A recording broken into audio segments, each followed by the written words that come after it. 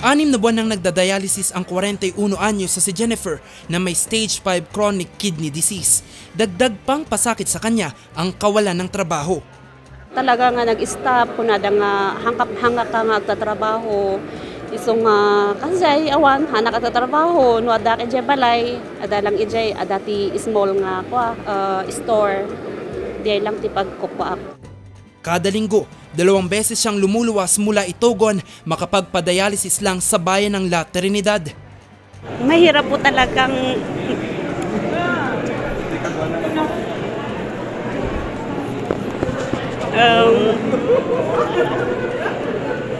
mahirap po sa isang ina na nagdadialysis.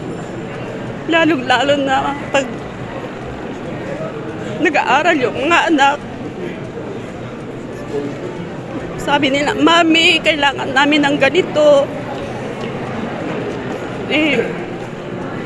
Sabi ko, saan ako kukuha? Buti na lang yan, nandyan yung mother ko po na tumutulong sa amin.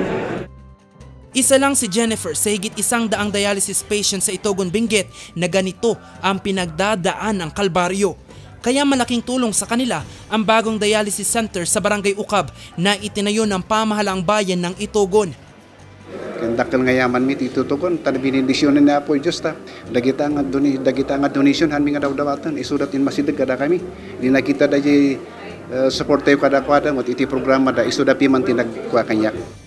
Naawa ko doon sa mga pasyente na namamatay na lang dahil kakulangan ng kaalaman, wala silang pera. Isa pa yun na nagtulak sa amin ng kapatid ko kung bakit gusto namin makapagtayo dito sa Itogon kasi para hindi na mahirapan ang mga pasyente.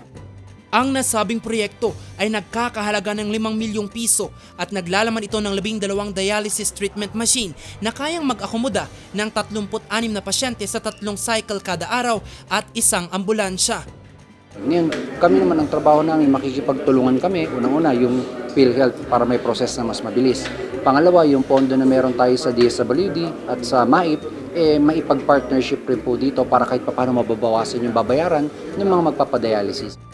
Talagang laking tulong nitong Itogon Dialysis Center kasi most probably kakayanin siguro. Ang ini-wish that itong dialysis center kaya lahat yung taga-Itogon.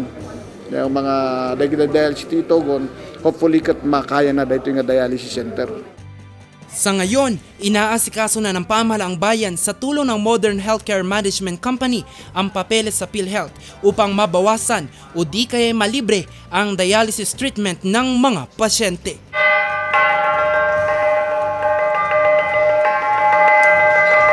Jose Robert Inventor para sa Luzon Headlines.